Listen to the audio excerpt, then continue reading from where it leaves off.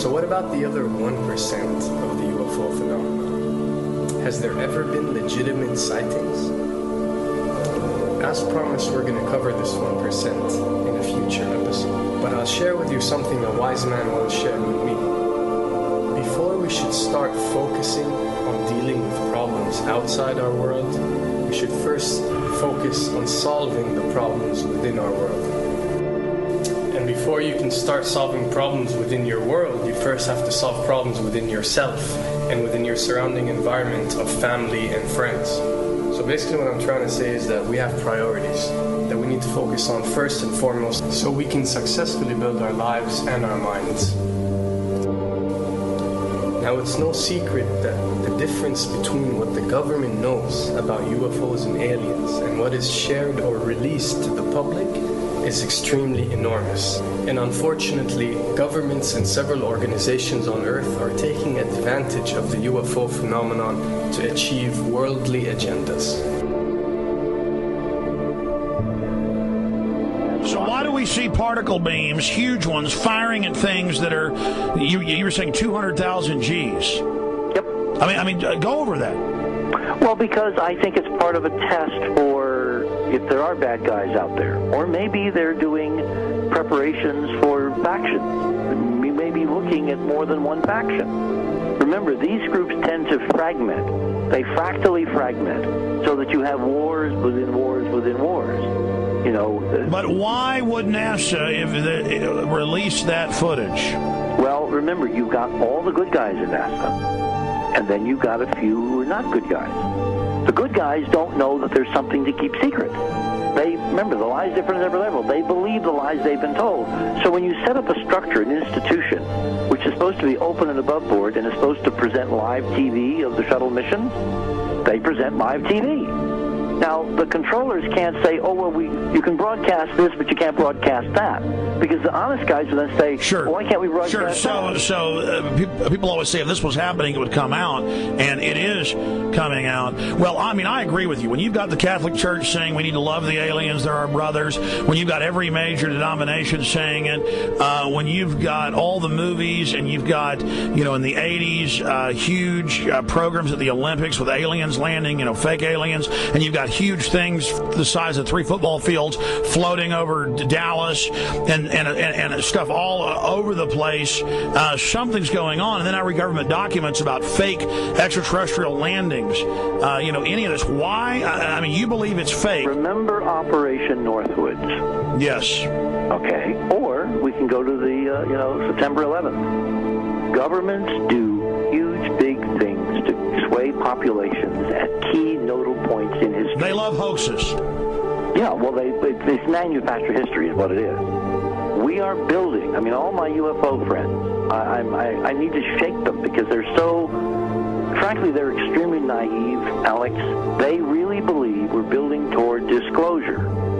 I believe we're building toward a mass, carefully manufactured fake event where ETs, who are really humans, who are really part of this secret clique, who are probably Nazis, who have developed or perfected their technology from World War II, which is why you've got to get, Joseph on. They are going to basically fake out the world. And there's an incredible window on the Nazi black ops programs, the compartmentalized, incredible high technology efforts that were being funded by the Nazi war machine, particularly toward the end of the war, in a desperate effort to win the war, and they fastened their hopes on several key technologies, some of which appear to be the control of gravity itself, which again is a separate piece of data from my work, which came at this from a hyperdimensional physics perspective. I mean, we know there's a lot of suppressed technology. 20 years after the B-2 bomber was already in service, they declassify it. So we have a lot of cases of that. We know there's a whole shadow government.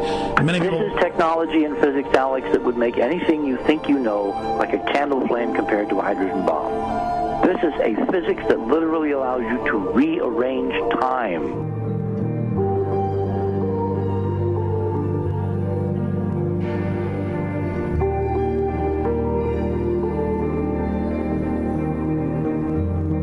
But mean, imagine you've got all these compartments in these pyramids within pyramids of compartmentalization. That's why that's the New World Order symbol.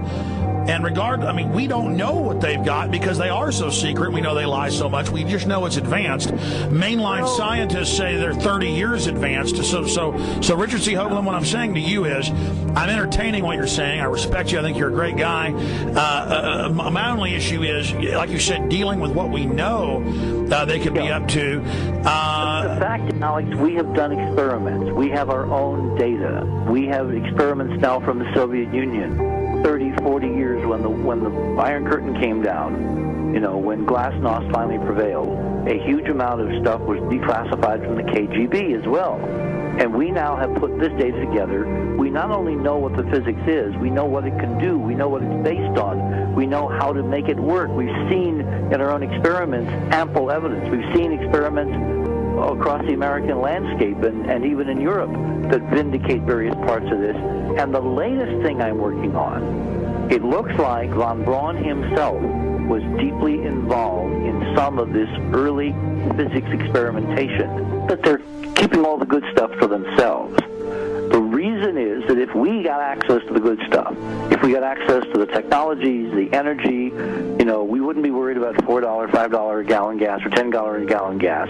We would live like people are supposed to live, all 6 billion of us who could live lightly on the earth, Alex, with this technology. And live longer.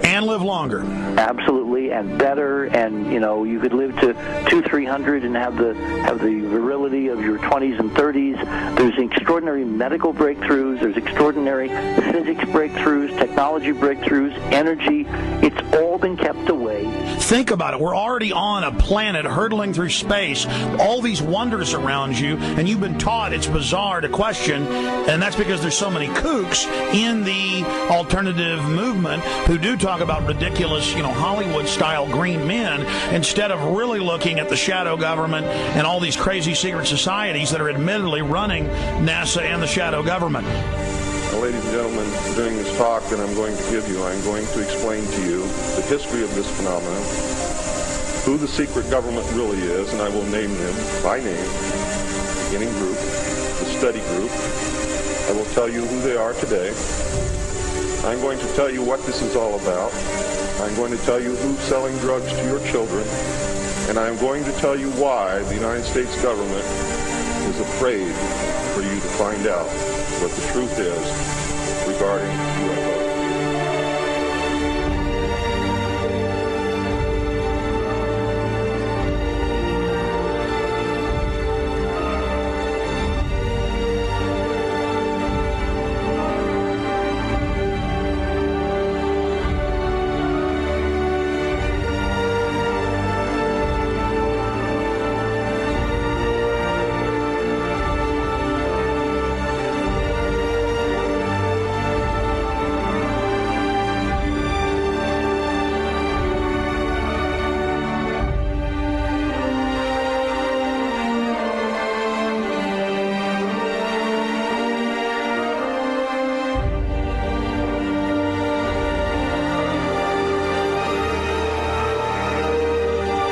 And it turns out that even though she remembered that she'd been part of the team to debrief the astronauts, she couldn't remember a thing that they said.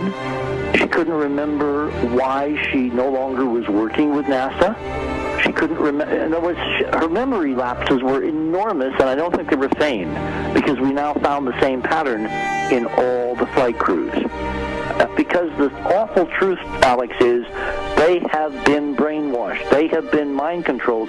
They have had a technology, a very sophisticated technology, which took away the real missions that they experienced.